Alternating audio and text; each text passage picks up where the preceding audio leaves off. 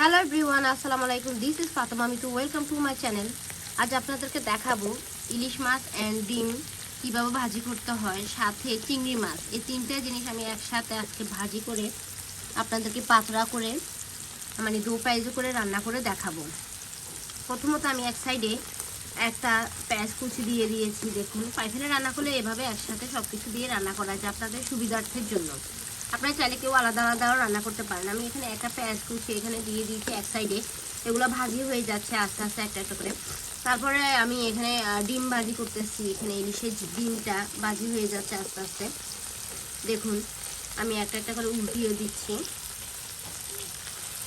এই যে ইলিশের ডিমটা হালকা একটু ভাজা ভাজা হয়ে গেলে তারপরে আমি একটু পানি অ্যাড করে দিব। এখানে দেখুন ইলিশের মাছটাও ভাজি হচ্ছে। আসলে আমি আগুনটা কমিয়ে দিয়েছি, একটু বাড়িয়ে দিই, তাই ভাজা হতে চাচ্ছে না। এখন এখানে এই মাছটা আমি এখন উল্টিয়ে দিচ্ছি। তারপরে এদিক দিয়ে আমার চিংড়ি মাছগুলো একটু লাল লাল হয়ে যাচ্ছে। চিংড়ি মাছগুলো আবার এদিকে মাছের কলিজাগুলোও দিয়ে দিলাম ইলিশে। অ্যাকচুয়ালি আমি এখানে পাতলা করতেছি, ভাজা করে তারপরে পাতলা করবো, মানে দো পেঁয়াজু করবো আর কি, যেটাকে নোয়াখালীতে দো পেঁয়াজু বলে। তো এখানে ভাজা করে করলে আপনার ডিমগুলো ভেঙে যাবে না। তারপর চিংড়ি মাছগুলোর কালারটাও সুন্দর আসবে। দেখুন লাল লাল হয়ে গেছে একদম, কালারটা অনেক নাইস আসতেছে আমার। অ্যাকচুয়ালি আমার সবজি তো, তাই সুন্দর করে আমি আজকে টকিং দিতে পারতেছি না আপনাদেরকে, সরি। আপনারা জানি না কে কীরকম মনে করবেন।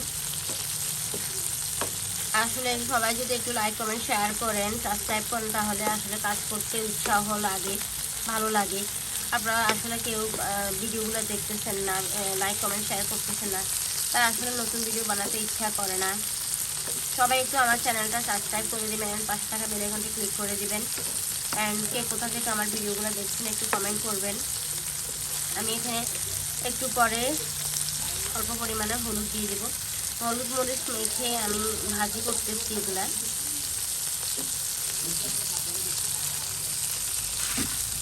একটু ভালো করে ভেজে, হালকা ভেজে আমার ডিমগুলো করলে আপনার এই যে ভাঙবে না, ডিমগুলো অনেক টাইট হয়ে যাবে।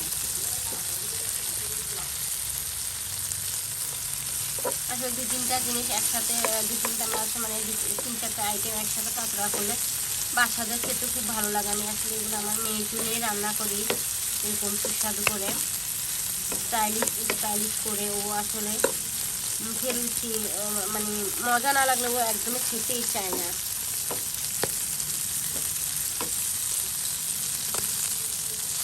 এভাবে হালকা ভাজি করে পাতলাগুলো আসলে মাছগুলো খেতে অনেক মজা লাগবে, অনেক টেস্টি লাগবে, অনেক প্রিমিয়াম লাগবে। আপনারা আসলে এভাবে রান্না করে দেখতে পারেন।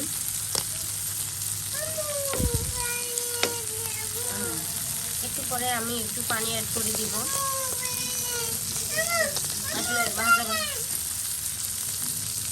একটু ভাজা হয়ে যাবে একটু পরে।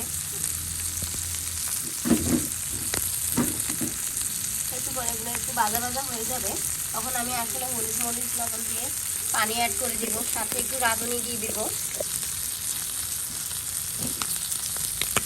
আসলে আমি সব রান্নাতে রাঁধুনি অ্যাড করি, রাঁধুনি ছাড়া আমার চলেই না। রাঁধুনি আমার খেতে খুবই ভালো লাগে।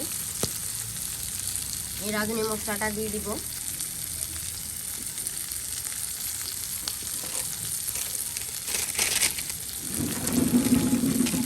আপনারা চাইলে রসুন বাটাও দিতে পারেন। আমি এখানে পেঁয়াজ দিয়েছি, রসুন দিয়েছি হালকা কুচি করে, আর এভাবে হালকা ভাজা করে নিচ্ছি। আর একটু নেড়ে ছেড়ে দেই। সবগুলো আসলে কালার সুন্দর চলে এসেছে।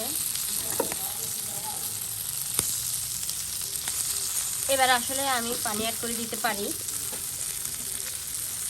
যেহেতু আমার হাফ একদম ভাজা হয়ে গেছে, হাফ ভাজা হয়ে গেছে। একটু পানি অ্যাড করে দিব।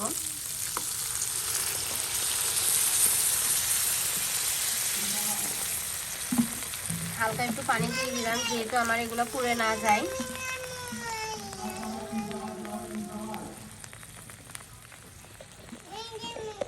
হ্যাঁ, এগুলো একটু একটু পানি অ্যাড করে দিছি আমি। এবার আস্তে আস্তে একটা একটা করে মশলা, হলুদ মরিচ আমি দিয়ে দিব।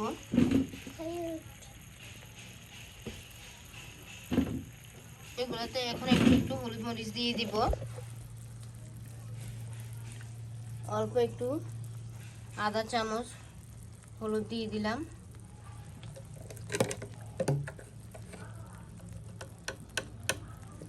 আধা চামচ লবণ, আধা চামচ আপনার রাঁধুনি,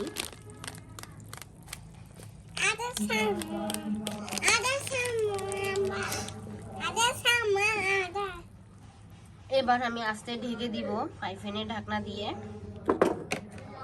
তারপরে 10-15 মিনিট পরে, 7 মিনিট পরে আমার এই রান্নাটা কমপ্লিট হয়ে যাবে।